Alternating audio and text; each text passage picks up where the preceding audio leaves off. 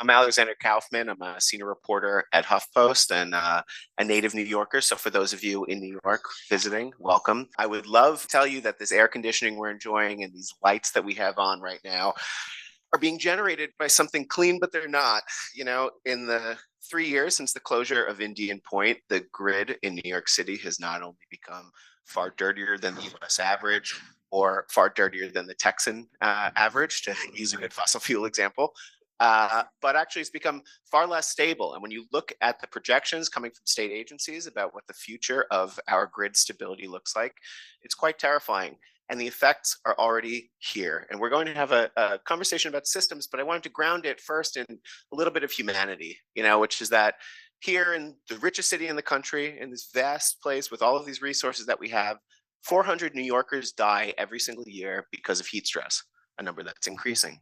You would think then that the value of air conditioning and steady access to it would be a higher priority, but every summer since the closure of Indian Point, we have seen horrendous deaths of people who roast to death in their apartments, often in neighborhoods that have few trees and have thus a heat island effect.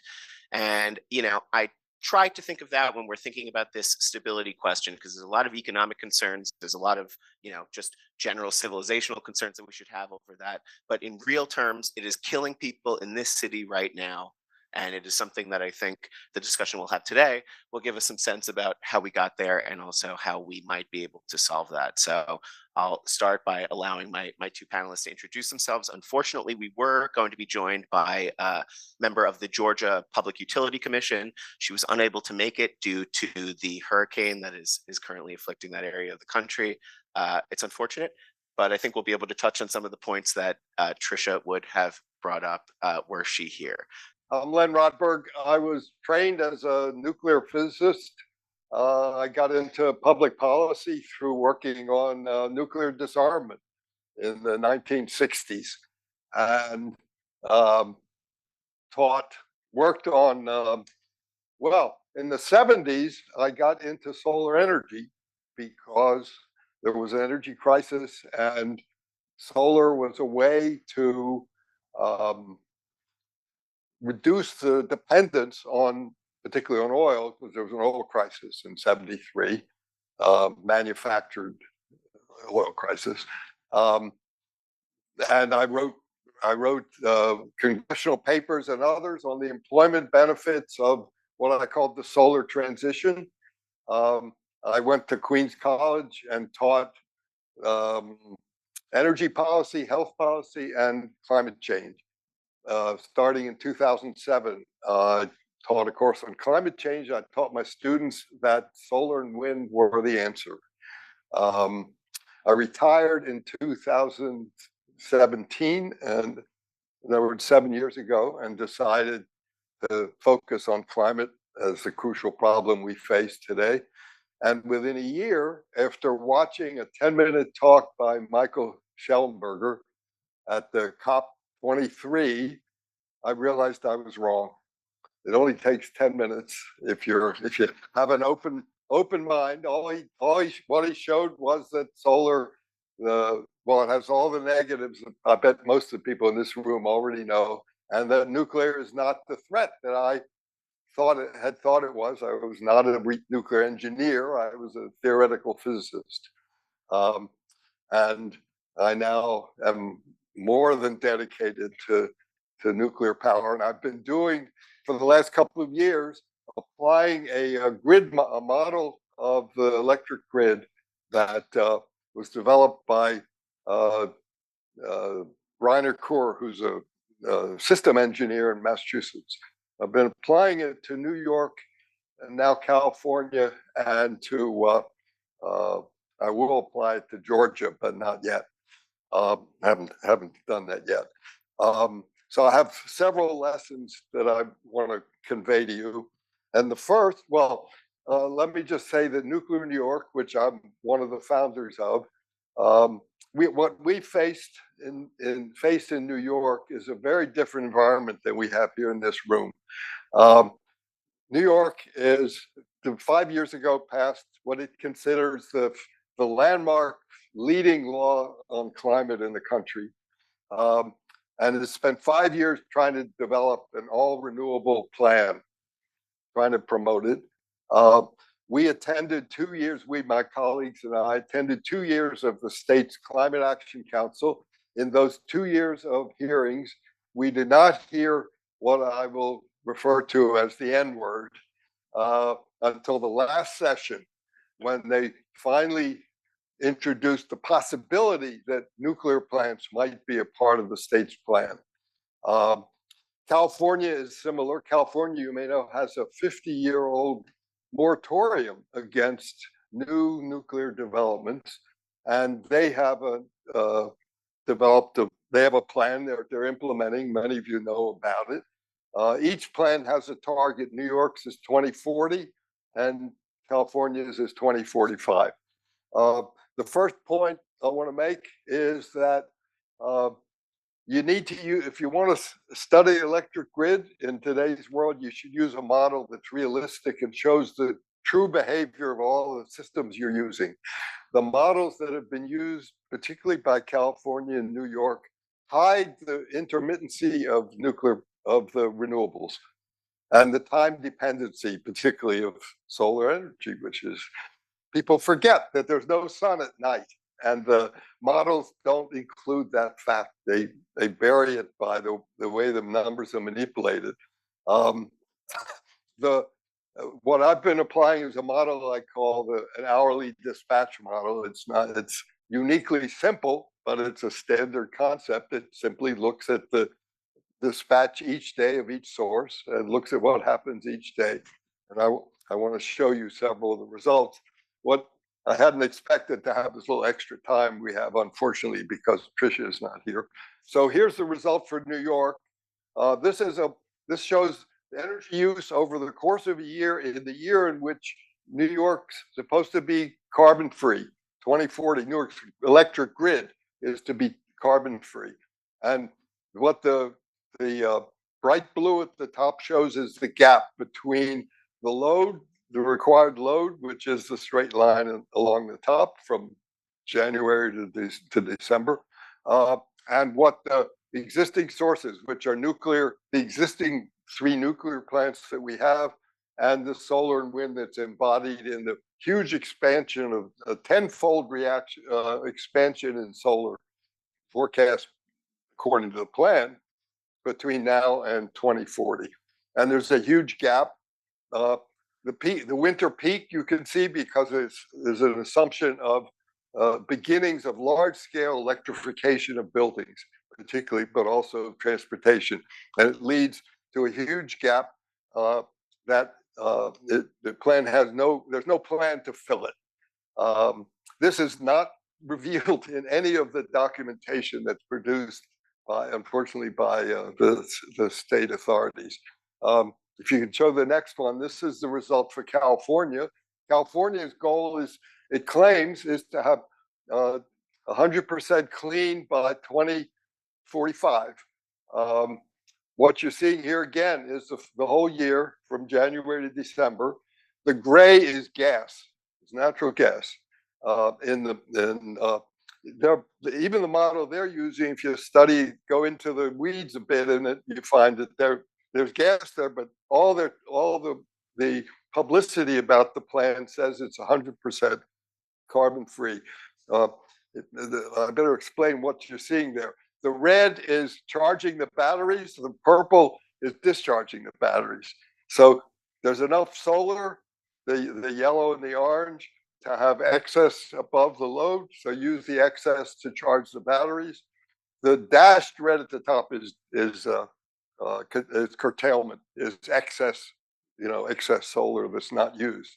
But basically, this shows, and the model correctly shows that you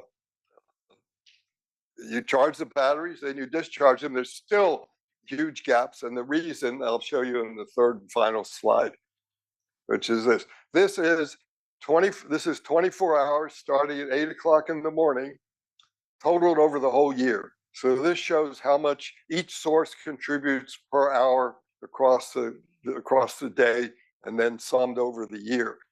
The sun makes a major contribution. Californians, advocates from Bill McKibben in the New Yorker to Mark Jacobson are saying, see, the sun can provide 100% coverage, and it's true at noon in an April day. And what you see here is the sun, and the red is the excess. It's used to charge the batteries. So for about 8 hours, the sun provides electricity. Not only the sun, the blue is wind. The sun, this is the state's plan, remember, in 2045, when it's supposed to be clean. So the sun for 8 hours provides electricity, then the sun goes down, and what takes over? Well, the purple is the batteries. They take over part of it, but they're 4-hour batteries. If you try 10-hour batteries, there's hardly any difference because they can't all be charged. You have to charge a battery in order to get it to discharge. The gray is gas. The nighttime is run by gas. And that's the story of an electric grid where you trying to apply renewables. The slogan I'm using is your Tesla is going to be powered by natural gas, not by clean energy, because it's going to be charged at night, and you can see that what's charging at night is natural gas under California's existing plan.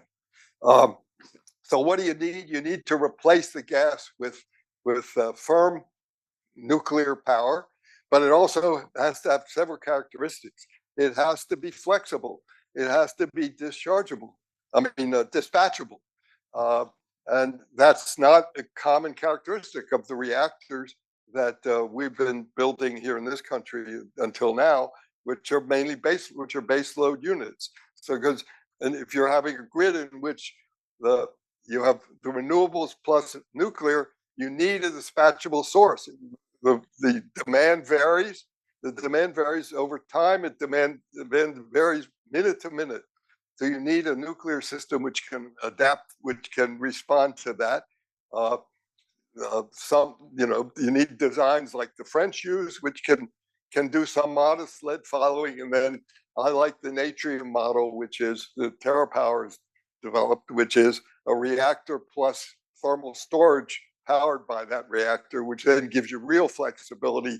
You use the thermal storage to make electricity or to make other things like hydrogen when you're not needing it. But you need flexible nuclear. I want to make one other point that we haven't yet heard today, which is one of the advantages of small reactors is they don't need water. You don't have to be near a source of water for cooling. They're air cooled. So you can put a small reactor any place where you need the power. And that means you can put it in neighborhoods. We can put it in places where there is no particular source of water because of it's just basic physics. The small reactors can be cooled by air. Okay, so I think I don't need to give the case for, this to me is the strongest possible case for the need for nuclear. If you want a clean system, you've got to have a firm dispatchable source, and the only one that really works in this world today is nuclear. However, the electric grid is not the only source of carbon emissions today. It's about 18% in the U.S. Of the carbon emissions come from the grid, and the rest comes from from transportation, buildings, and industry. Now, one of the current way we in New York and California talk, and most of the world is talking about decarbonizing, is by electrification. And I want to contend that that's an unrealistic way to look at it. It's certainly not cost effective. The usual cost people talk about is just the cost of the grid, the cost of converting all buildings to electric to heat pumps, basically. The cost of converting all transportation to batteries. The cost of the material requirements of those conversions are beyond what is realistic. Simon Michaud has done the best job of showing this is completely unrealistic. Also, Mark Mills here in the U.S. has shown the complete unrealism in terms of material requirements for that kind of electrification. My own view is we need to be thinking about replacing our current sourcing of hydrocarbons from the ground with the creation of synthetic hydrocarbons using nuclear power. That is using the standard process for converting from carbon and hydrogen to a hydrocarbon fuel, the Fischer-Tropsch method, powered using carbon from seawater. 2/3 of the carbon that goes into the atmosphere ends up in the sea. So you can get it from seawater, and the Navy has developed that. So in theory, their aircraft carriers could become self-sufficient. They could produce the fuel for their airplanes by pulling the carbon and the hydrogen out of the ocean and making jet fuel. We need to do that rather than try to convert everything we do to electricity. And similarly, there are models for sourcing the carbon and hydrogen from agricultural product, not from food, but from the residue from making foods, the stalks on the corn plants, not the corn. Charles Forsberg at MIT, along with Bruce Dale from Michigan, have developed a whole scheme for producing carbon neutral fuels. That is the idea. There are hydrocarbons which burn and which produce carbon dioxide, but which then recycles naturally through natural processes back into seawater or back into plants, and you convert that back into hydrocarbon using nuclear power as the source of the heat that's needed for that conversion and the source of the electricity. It's a combination of heat and electricity, all nuclear generated, that'll do this. And I think we need to start seriously thinking about this as an alternative to the electrification of everything, as a more practical way of. I mean, hydrocarbons are magical, right? They're condensed, they're concentrated forms of energy which are easily transportable and storable, and we need to start in large scale getting to be able to produce that. The folks at Lucid Catalyst, where my colleague Isaru works, have developed some models for how to organize that and get that kind of conversion going. Thank you. I think I've overused my time. But. Thank you, Len. So I'm Lindsay Anderson. I'm a professor of biological and environmental engineering at Cornell. I'm also a senior fellow with Cornell Atkinson Center for Sustainability. My research program started really looking at computational algorithms for operating a grid under increasing penetration of renewables. So this is a long time ago. This was, can we get to 20% wind and still run a system? Remember those days? Anybody? We can. And so over the years, we've done all kinds of different things about faster algorithms, more accurate algorithms. How do we incorporate stochasticity, right? How do we scale these things? And then more recently have done a couple of things that looked at taking these models that we can sort of synthetically run a grid, right? A realistic grid, and saying, okay, what happens if we actually try to implement these policies, right? So we originally did something maybe in like 15, 16 on the Clean Power Plan, and looking at what was the best optimal choices in terms of, you remember the BSERS, the best system of emission reductions, that it was a menu, right? And so how, what would be your choice? More recently, what we did was we said, hey, we can actually run a digital twin of the New York grid, essentially, right? So, well, we had to build one first. But we built a digital twin of the New York ISO system, and we validated it to say, okay, if 2019 had happened in our model with the dispatch mix, with the power flows, with the locational marginal prices, would it all match, right? What actually happened in that year? Okay, good. So we validated it.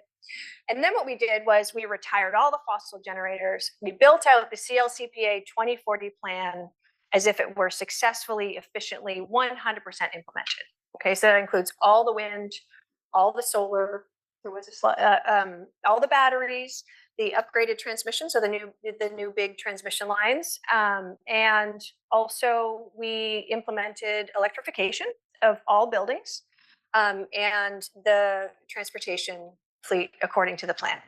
And then we said, okay, let's actually run this grid under these conditions for more than 20 years, right?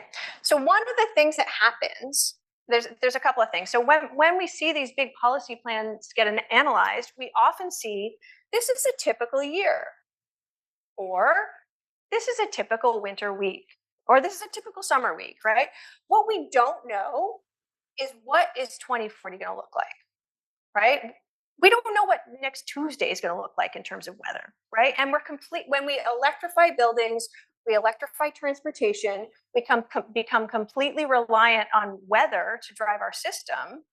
We've actually increased that coupling, right? So the colder it is, the more electricity we're going to need, and there's a good chance the less we're going to have, right? So we're actually really doubling down on the reliance, right, and the coupling between weather and our operation capability. So we actually ran it for 22 years of historical data. Why historical weather? Why historical? People say, well, that weather already happened. Why would you do that, right? But weather, I mean, if you put aside climate change, right, and in our first runs, we didn't do any climate change meddling, and we just said, okay, that 22 years actually gives you really realistic, accurate data, right? So we have real weather data that says this is what happened upstate, right? This is what happened downstate. So now all the right spatial and temporal correlations, patterns, are happening across the state in terms of space and time that is now driving both our load and our supply. Why did we do this? Did I want to punch holes in the plan? No, I didn't want to punch holes in the plan. I'm a firm believer in decarbonization. We have to do this.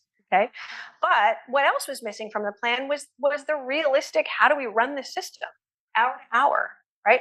How does the power flow through the lines to get to where we need it to?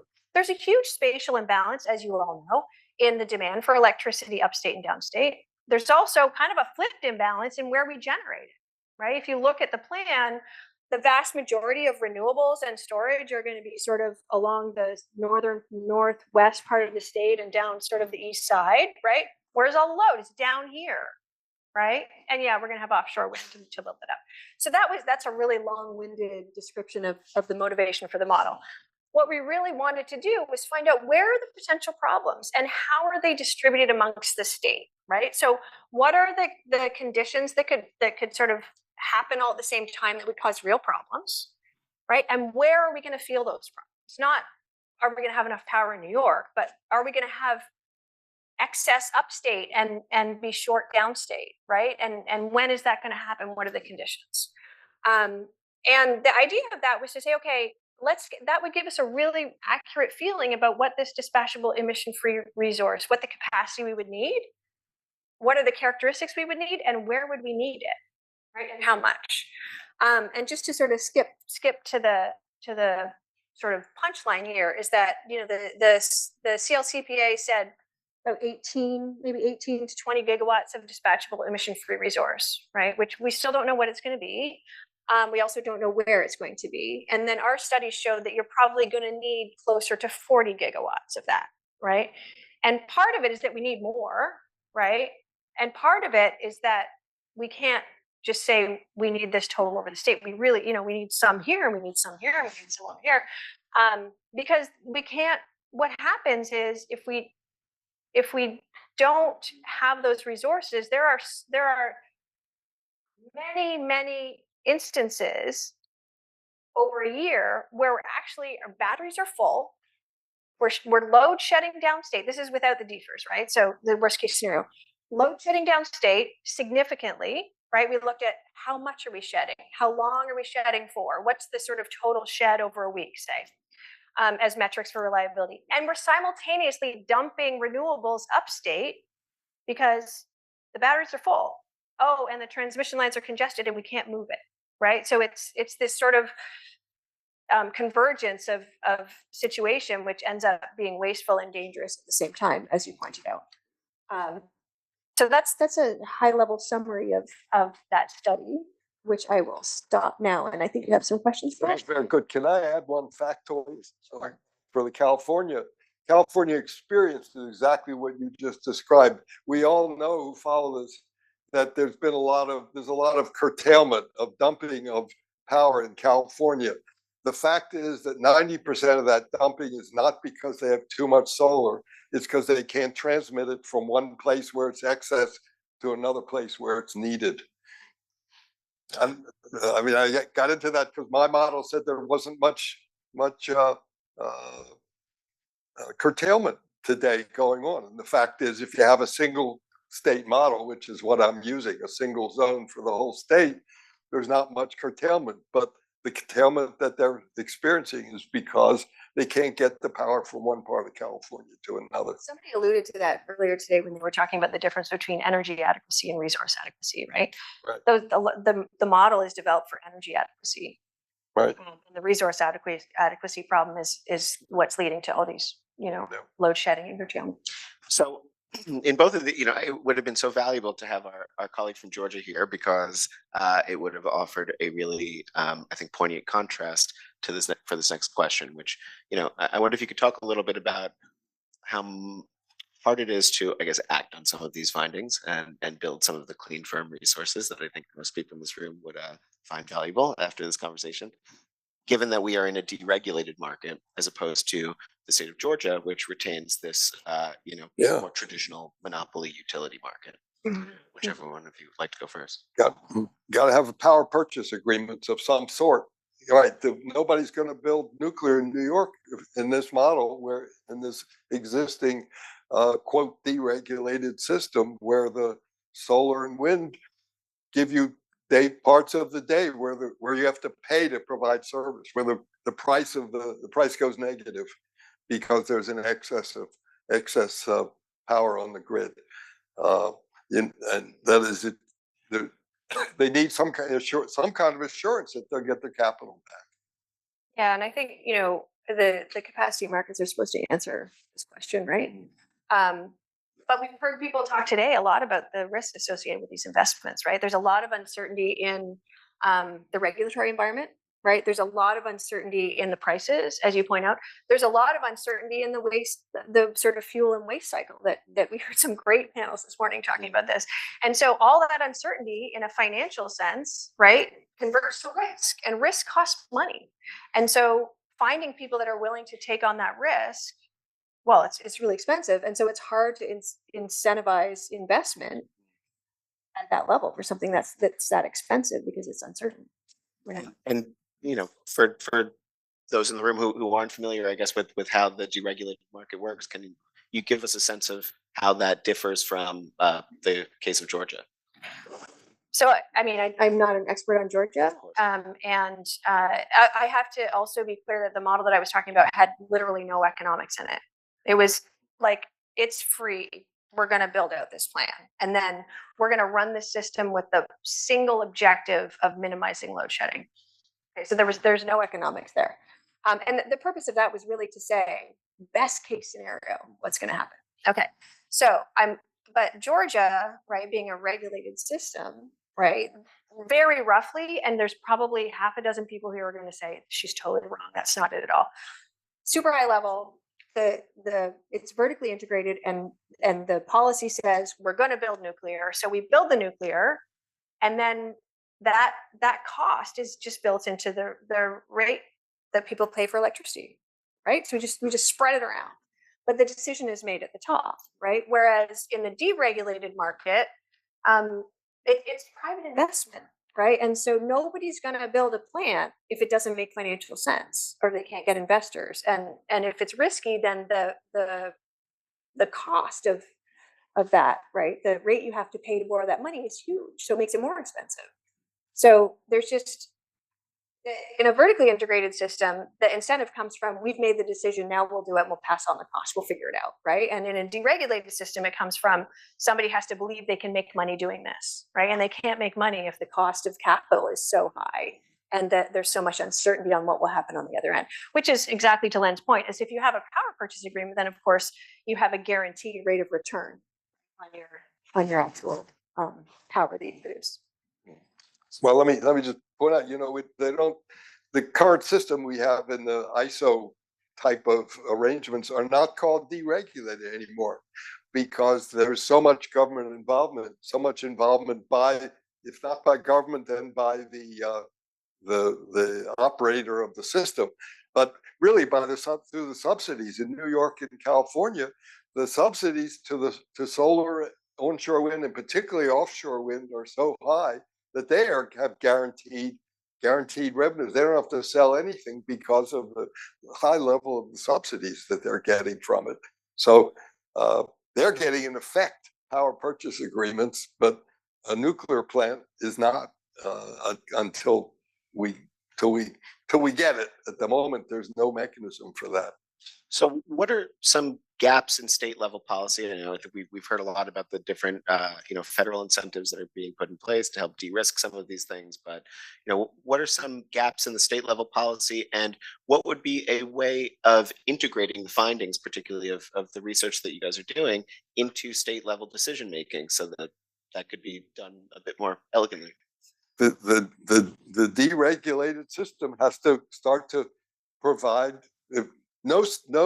Nobody is yet proposing a nuclear plant to be put on the grid in any of the deregulated, I'll have to use that, states, and that's roughly 2/3 of the country, because there are market systems, and there's no guarantee of the revenue that they would be obligating to get repaid. So it's a fundamental step that has, I don't know if it was talked about at all at this finance. I was not at the net zero meeting the other day, but it's a fundamental change that's going to have to happen here in this country, at least in those large parts of the country, particularly the North and the West, that are run under the ISO type market systems, where a resource like nuclear, which is so capital intensive and which requires so much upfront investment, has to be incorporated in a way where there's some kind of assurance of an adequate return. Yeah, I think there's value. There's the value of the energy you produce, but there's also the value of the services you provide. Right. So the services being, can you ramp? Right. So when your other resources go away, can the resource that's filling it, right, like act like reserves, right, and quickly ramp up to fill that, right? So that has some value that is different and higher than just the value of the megawatts that you produce in the sort of regular wholesale market. So figuring out, and we're way outside of my area of expertise here, so I should probably stop saying things, but figuring out how to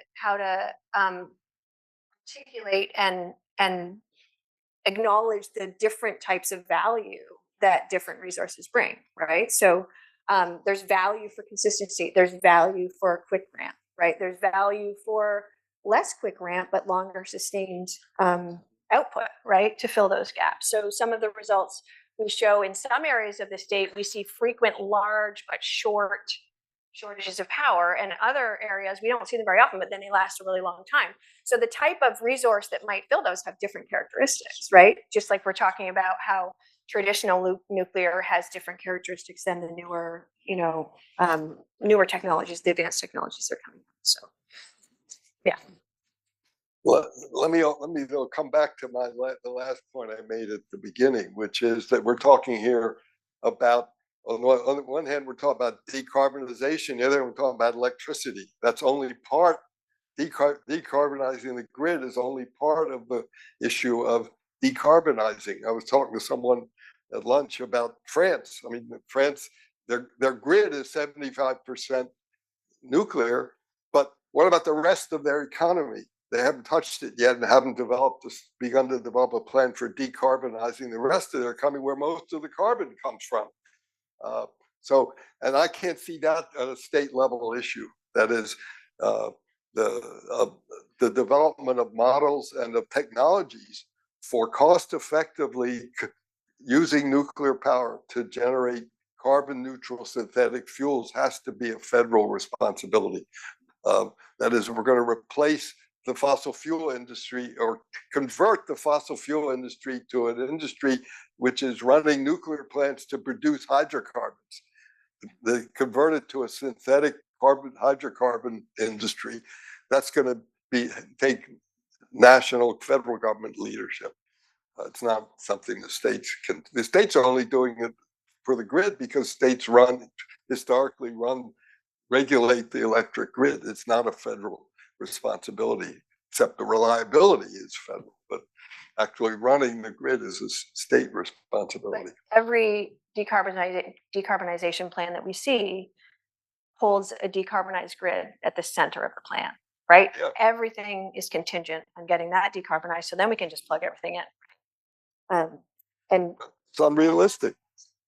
so we come now back to the abundance, right, panel that we had earlier today. We're going to need an abundance of power to make this work, right? That I mean, just personally, I take a train ride from New York to Washington, and you pass the homes that are all built relatively near the railroad. They're all low-income homes. The people who own those homes are not going to be able to convert them with heat pumps. I mean, the cost of that is not included in any of the cost figures we see for converting the grid to a zero carbon grid, and the cost and disruption to the society of trying to electrify everything is an impossibility. It's not going to happen. And so we're running low on time, and I wanted to open it up to see if there were any questions in the audience. If anybody would like to ask anything, please raise your hand. I think we can do one question. Great, thanks. I'm Alex Romlovich with the Niskanen Center. I wanted to ask Dr. Anderson, did your simulation, did you develop counterfactual overbuild ratios of like how much you'd need to overbuild storage, overbuild transmission, overbuild, and then compare those across scenarios? Like how much does additional clean firm reduce an overbuild ratio? But or just the extent, I'm just curious because like that, those are in terms of talking points. I feel like that's really useful to know if you had any of those stats. Yeah. So there's a long answer to that, and there's a short answer. So the short answer is yes. What we did was we looked at what are the most important factors that are driving these solutions, right? And so we tried overbuilding and underbuilding, all the renewables, the storage. And then we also looked at sort of over and under estimates in terms of we put some climate change models in there as well. What we found is that essentially the most important driver in the model is transmission, right? So building more batteries, not useful, right? Building more wind and solar, even by 20% across all three of those things, doesn't help, right? Because you end up just spilling more, just having more congestion, right? And not being able to actually cover the load that's still shedding. It doesn't reduce the need for deferrs for sure. Thank you so much for joining us, and thank you both for such valuable insights.